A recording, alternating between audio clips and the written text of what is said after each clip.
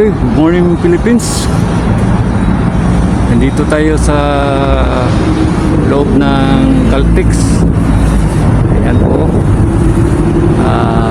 Binalikan natin ito. Baka may bagong development. Pero sa nakita natin dito, wala pa, at least pa. Ang trabaho dito, deferred pa. Kaya so at least may konting development dito. Yung paggawa nila ng drainage, yun pa ang nagawa nila. So punta tayo sa ibang area, doon lang tayo magkuha ng update kasi dito wala pa. Ayan o,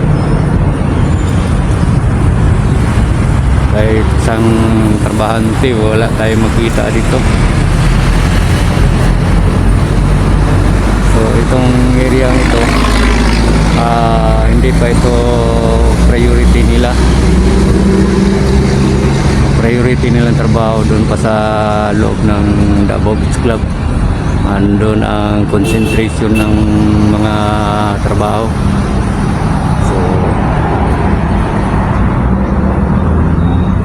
Ito naman ang kuha natin dito. So okay na rin, may kunting movement lang. Bago tayo magpatuloy, subscribe na lang po sa aking channel. Malaking tulong na rin yun. Maraming salamat. Okay, punta tayo sa ibang area.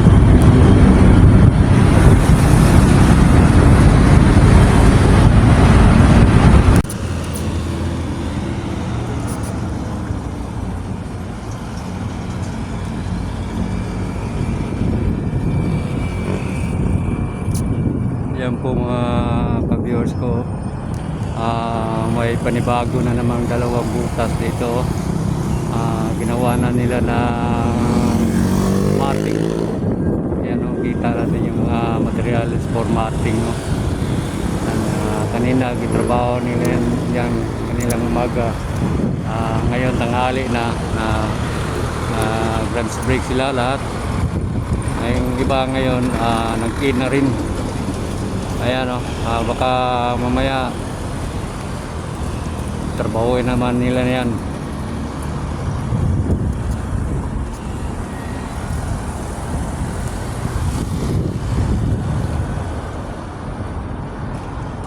Ayan o.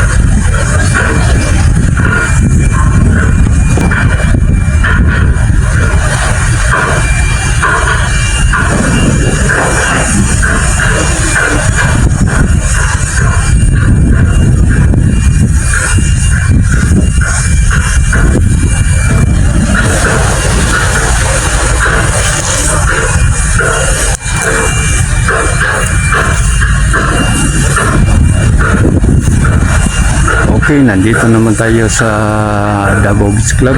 Gawa naman tayo ng daily update. Ayan po, inakot na nila itong mga used materials. Ilalabas nila yan dahil preparasyon nila yan para sa sunod na trabaho nila, na kailan ready na ang lahat. Ayan na po. So may nagdating na bagong Ayan o, karating lang yan. So dito tayo sa isang malaking puste, no? Ayan o. Medyo na naporma na nila yung parang apat yata yan na dawil. Ayan o, kita natin yung mga tabante.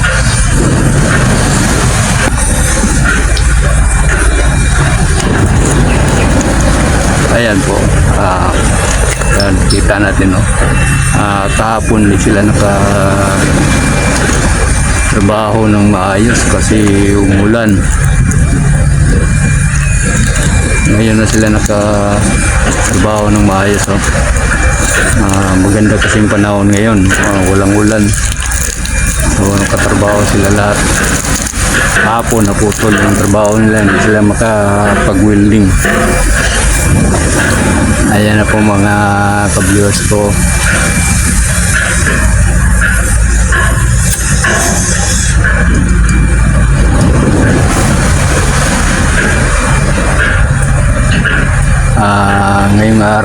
Ngayong araw ay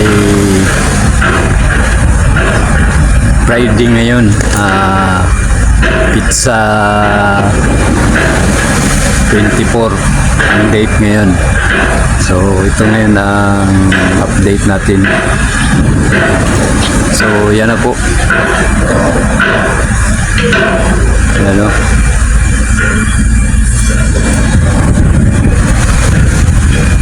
Yung poste na yan ang puspusan nilang ginatrabaho. O ayan po.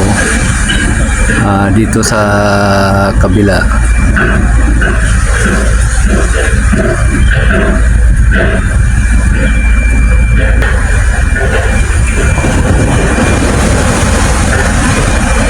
Ayan, wala pa. Samantalang iniwan nila itong posting ito.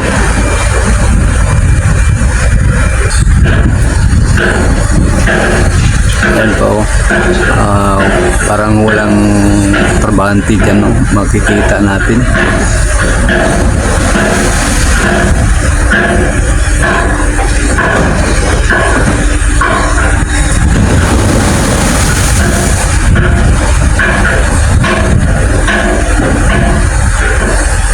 Ayan, itong posting ito, may panibago naman silang linagay na braso sa baba ng butas. Ayan, no?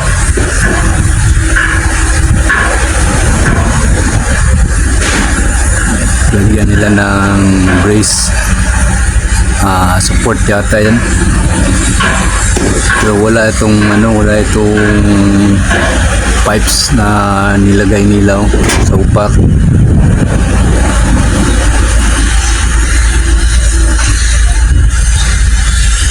Gaya rin doon sa may sama, no?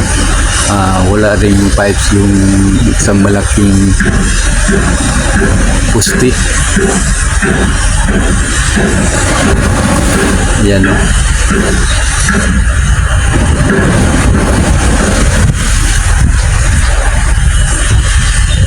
Okay, kung bago ka pa lamang sa aking channel, paki-subscribe na lang po. Saka pakipindot na rin yung notification bell. Saka isalin nyo na rin yung like and share para updated kayo sa lahat ng videos kong gagawin. Saka makatulong na rin sa aking channel. Ano po mga ka-viewers ko, yung sa Samal, konti ng matapos yung isang pusti.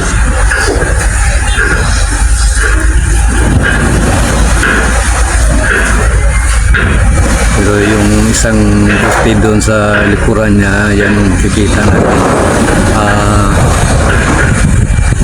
Yan, kompleto na po yung pipes na nilagay nila. Parang apat yata yan na pipes yung nilagay nila. Support yan, lagay ng girder.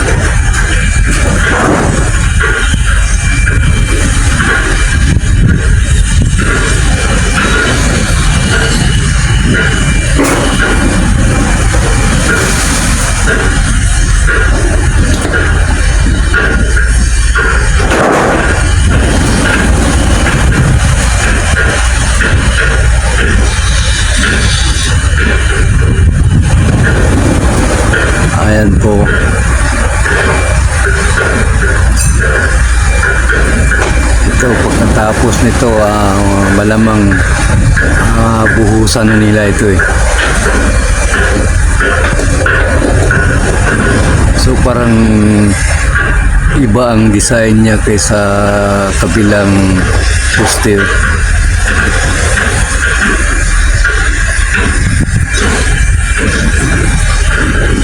Malapad itong tulay na ito. 4 lanes ito eh. Tapos may pathway pa, saka may bike lane pa, kaya malapad ito. Kaya ganyan ang design nila ng poste nila.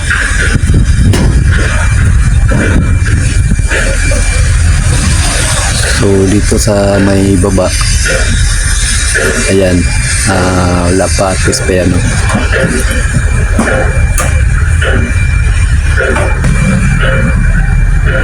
Ayan po, yan banda, at least pa yan.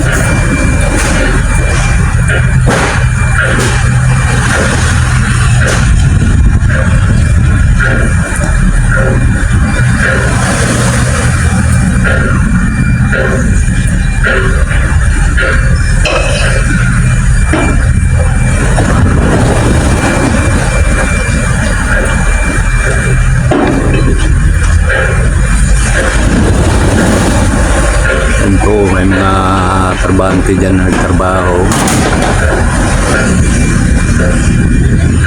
Yan o. Kasi yung mga materialis dyan, yan, unti-unti na nilang nahakot palabas. Yan o.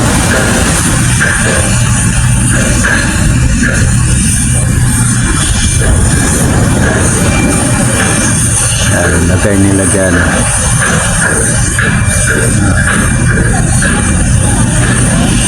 Dun sa kapila.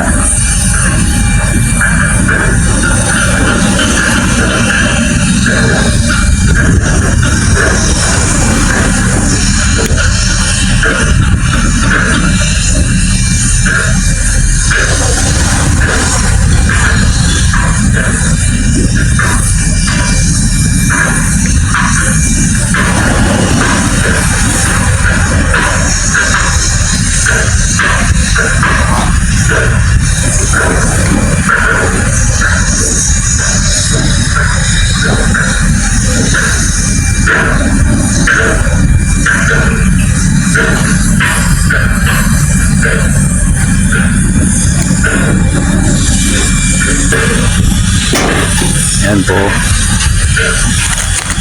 Yan pa ang ginatrabaho nila ngayon.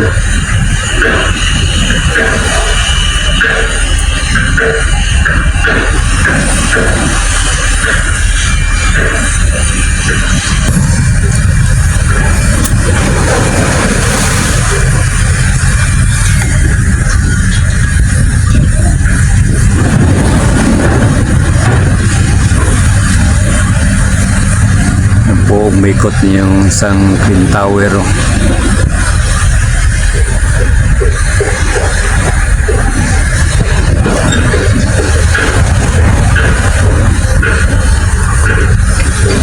Yan na po yung twin tower sa umikot na.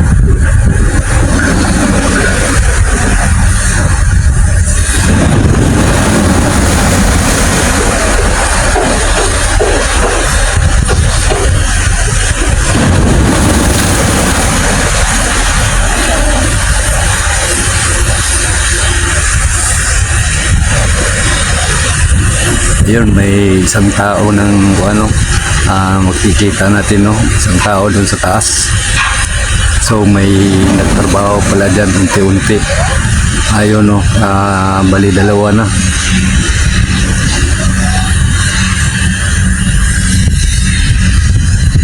At least may development na sa isang poste.